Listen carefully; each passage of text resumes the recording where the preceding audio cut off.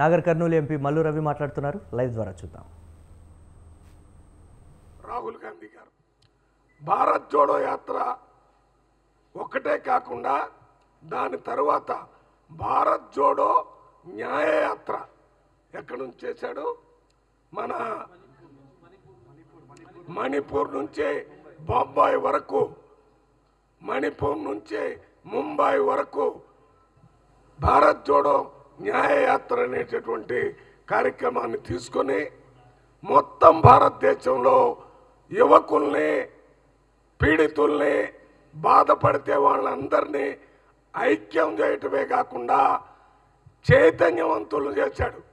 ప్రజాస్వామ్యం యొక్క ప్రాముఖ్యతని ప్రజలకు తెలిసేటట్టు చేశాడు. రాజ్యాంగం యొక్క అవసరాన్ని ప్రజలకు తెలిసేటట్టు చేశాడు. అందువల్లనే మొన్న జరిగిన జనరల్ ఎలక్షన్లో 400 సీట్లు బీజేపీ మోడీకి వస్తాయి, మోడీ పేరు చెప్తేనే ఓట్ల వర్షం కురుస్తుందని బీజేపీ వారి పార్టీ అలయన్సులు చెప్పడం జరిగింది.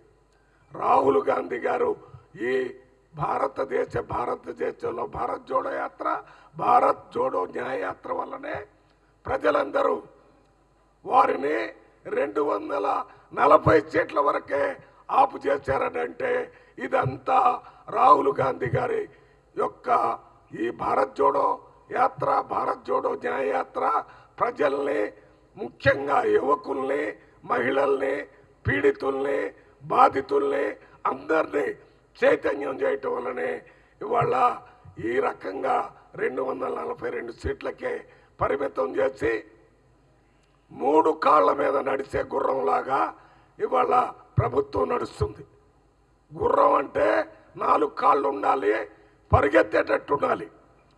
ఇంతకుముందు 2014 19లో జరిగిన ఎన్నికల్లో పూర్తి ఎన్నికలు మెజారిటీ వచ్చినటువంటి బీజేపీ ప్రభుత్వం ప్రతిపక్షం వాళ్ళ చెప్పిన మాటలు కానీ, ప్రజల బాధలను కానీ పార్లమెంట్లో పట్టించుకోకుండా గుర్రం 4 కాళ్ళ మీద ఉరికినట్టుగా ఉరికారు.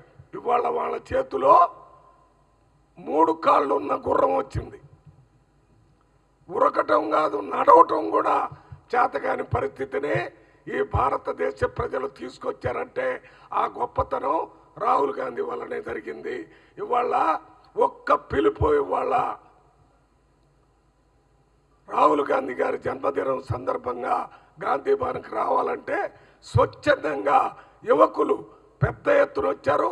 ఎంతోమంది యువకులు రక్తదాన శిబిరం కూడా ఇక్కడ జరుగుతుంది.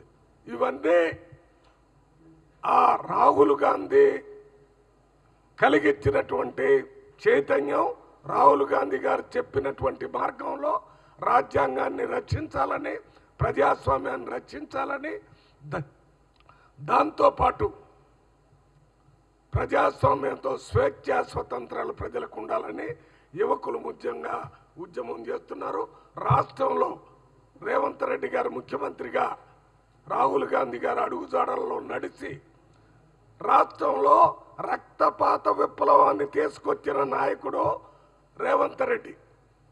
రేవంత్ రెడ్డి కూడా ఏ రకంగా అయితే రాహుల్ గాంధీ గారు భారత్ జోడో యాత్ర, భారత్ జోడో న్యాయయాత్ర చేశాడో రేవంత్ రెడ్డి కూడా రాష్ట్రంలో బస్ యాత్రలు, పాదయాత్రలు, మరి దళిత గిరిజన ఆత్మగౌరవ సభలు, యువజనుల కొరకు, ఉద్యోగం కొరకు జంగు సైరన్లు, ఈ రకంగా తెలంగాణలో 4 మారుమూల ప్రాంతాల్లో కూడా పెద్ద మీటింగులు పెట్టి ప్రజాస్వామ్య పరిరక్షణ కోసం మరి కాంగ్రెస్ పార్టీ తరఫున ఆ రోజు ఇంత శ్రమ పట్టడం వల్లనే తెలంగాణ రాష్ట్రంలో కాంగ్రెస్ ప్రభుత్వం వచ్చింది.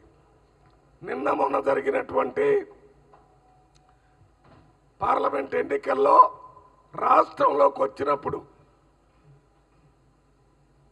మనకి 12 నుంచి 14 పార్లమెంటు సీట్లు వస్తాయనే ఆలోచనతో అన్ని సర్వేలు చెప్పుతున్న సందర్భంగా 14 సీట్లు వస్తే కాంగ్రెస్ పార్టీ రేవంత్ రెడ్డి తిరుగులేని నాయకుడుగా ఏర్పడతాడనే ఆలోచనతోనే బీఆర్ఎస్ పార్టీ నాయకుడు కేసీఆర్ గారు బీజేపీ మోడీ గారు సీక్రెట్ అండర్స్టాండింగ్తోని మొత్తం బీఆర్ఎస్ పార్టీ బీజేపీ పార్టీ అభ్యర్థులకి ఓట్లు వేయించారనే సంగతి ఈ సందర్భంగా చెప్పాల్సిన అవసరం ఉంది.